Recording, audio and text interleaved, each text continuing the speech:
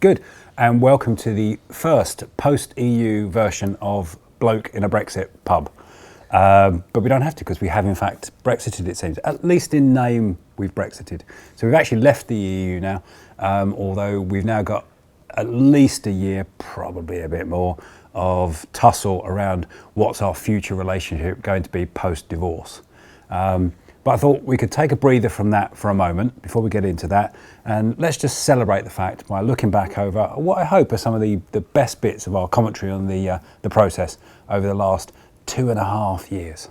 So stand by for action. 5, 4, 3, 2, 1.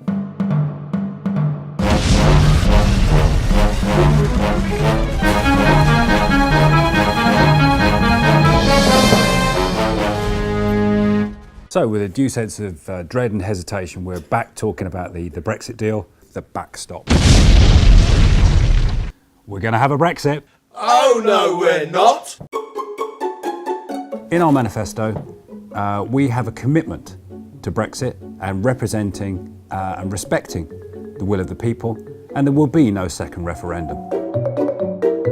Hello. We are wholly prepared to support Theresa May's deal on the basis that there is a second referendum. The backstop. Angela. Which one? Merkel. Sorry. Angela, wie geht's du Ihnen? Das. Nein, du sagst nicht. Brexit means Brexit, and we will respect the will of the people, and we will be leaving the European Union on March the 29th, no matter what. Hello. We might not be leaving, and what I think we should do is have a vote to see if we take no deal off the table, and possibly another vote to see if there's an extension to at least June while we try and get some kind of deal. Something like that. Donald. Which one? Tusk. I don't speak Belgian. I'm trying to sort it out. They're on the phone now. It's typical of you, typical brinksmanship. Don't make me shout at you again. No, like Theresa should have done. They should have tried the revolutionary new Donald Tusk Flextension programme. This will allow you to have cross-party negotiations towards a deal that you can actually all agree on by March 2020. Theresa. Is she crying again? No, look, just be strong. Just stick to your guns. It's going to be fun. They're not going to vote you out.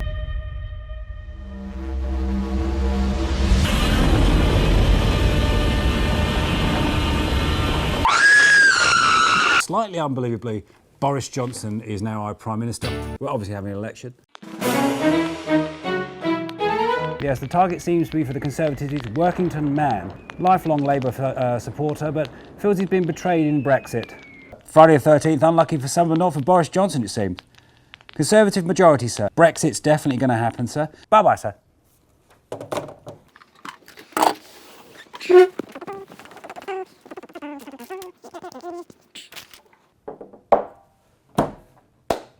Right, where were we? So there you have it. There's all the best bits. My favourite bit being the kind of Jerry Anderson Thunderbirds pastiche at the beginning. Obviously Thunderbirds, the greatest and most British television show ever made. Filmed in Slough, apparently. There you are. So what does this actually all mean? Well, the Brexit itself came about as a result of the fact that we had an election victory for the Conservatives, and we now have a majority and stable government for the next 5 years. As a result of that, we had a Boris or a Brexit bonus or bounce in the stock markets. That was mainly a result of a lot of foreign investment that's been sitting on the sidelines waiting to see what happens, tipping into the UK and particularly into the city, and also thousands of overseas financial services companies wanting to come into London. In fact, there were over 2,000 applications for new offices and new applications to the FCA, the Financial Conduct Authority, in the last month alone from overseas companies. That all said, though, we shouldn't be lulled into a false sense of security. There's at least another year, possibly several, of negotiations around our relationship with Europe, and if the last process is anything to go by. We won't have a solution until literally 10 to midnight at the end, and I fully expect market sentiment to be up and down with volatility in your investments over the next year as a result as well. Clearly, as a part of the trade negotiations, Britain is looking to update and improve its service proposition and relationship with the EU. There's a lot of that going around at the moment. So it's a fresh start and all change, certainly in our relationship with the European Union. And of course, here at Higgs Boson, we'll be ready to keep you informed, educated, and hopefully entertained about the process as it unfolds. And we'll see you next time.